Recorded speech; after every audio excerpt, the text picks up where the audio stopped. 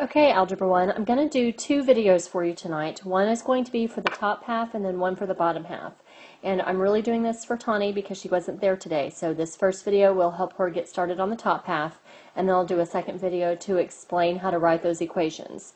So the thing that you missed today, Tani, was that perpendicular lines have opposite reciprocal slopes. So I put those two things up there. The second thing it says there, parallel lines have the same slope, is what we talked about yesterday. But the thing that's new for you is that perpendicular lines have opposite reciprocal slopes. So you want to make sure that you have both of these things in your notes.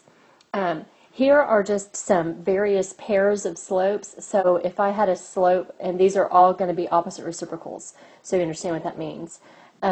This pair, if these were the slopes of two lines, these two lines would then be perpendicular. Because for one, they're opposites. One is negative and one is positive. And then they're reciprocals of each other. 1/3 and 3 are the reciprocals of each other because 3 is the same as 3 over 1. So let's look at the next pair. We have 5/6 and negative 6 over 5. Again, they're opposites. One's positive, one's negative, and then they're reciprocals. The one fraction is flipped over. So you have 5 over 6 and then negative 6 over 5. And then here on this pair we have 2 and negative 1/2. So again, you're looking to make sure they're opposite, and so you have one positive and one negative. And then to be reciprocals, the slope is then flipped. So a slope of 2, in order to find another line that would be perpendicular to it, we'd have to flip it over and make it 1/2 and negative at the same time. The last one here, we have 3/4 and negative 1/3. These are two more slopes that are opposite and reciprocals. This one's positive, this one's negative. Over here it's 3/4 and then it's flipped over here and is negative 4/3. If you were to multiply, when you multiply reciprocals, you usually get 1, but if you multiply opposite reciprocals, you'd get negative 1.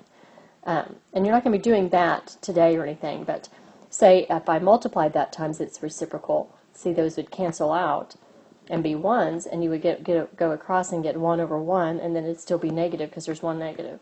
So you always know you have opposite reciprocals. If you multiplied them, you get 1. So what you're going to be doing today is you're going to be looking at several pairs of equations, and I messed up and erased my X instead of filling it in better. And you're going to be deciding whether they're parallel, perpendicular, or neither. So to be parallel, they have the same slope. To be perpendicular, they have to have opposite reciprocal slopes. So the only thing you're looking at are slopes. You don't care about the y-intercepts. You're just looking at what is in front of the x. So let's look at this first pair right here. And again, we're just looking at slopes, which is what's in front of the x. So we have negative 1/3 and 3. Well, obviously those are not the exact same thing, but you do have one negative and one positive, and 1/3 is the reciprocal of 3. So you would identify these two lines as being perpendicular. So you'd write that down. Let's look at this next pair over here. We have y equals 5x minus 1 and y equals negative 5x plus 2. So again, we're just looking right at the slope, which is in front of the x, so we have 5 and negative 5. They're not the same, so they can't be parallel, and they are opposites, but they're not reciprocals because we have 5 and 5. We would have to have 5 and negative 1/5, not negative 5. So this is not perpendicular and it's not parallel, so you would write neither. Let's look at another pair. Whoops. Excuse me. And here we have y equals 3/4 x minus 8 and y equals 3/4 x plus 1. So again, we're looking at what's in front of the x, and we have 3/4 here, and then down here we have 3/4. These are the exact same thing. So this time they are parallel because they have to be exactly the same. So we'd write parallel on that one. Let's look at this last pair. This time we have y equals 2 and y equals negative 1/2. You have to first notice that there's no x, which means that it's a y equals line, which means that these are horizontal lines. Both of them are horizontal lines.